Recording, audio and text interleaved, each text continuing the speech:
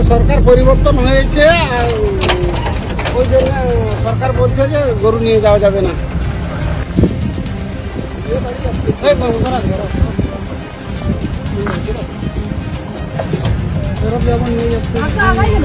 কি কি ঘটনাটা কি হলো?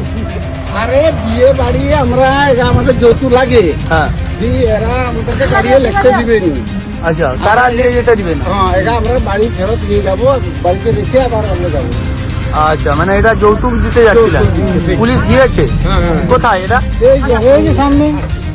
আপনি কোথেকে নিয়ে এসেছিলেন? কোথেকে? আমরা মুড়াঘাটি থেকে। মুড়াঘাটি থেকে? আর নিয়ে যেতেন কোথায়?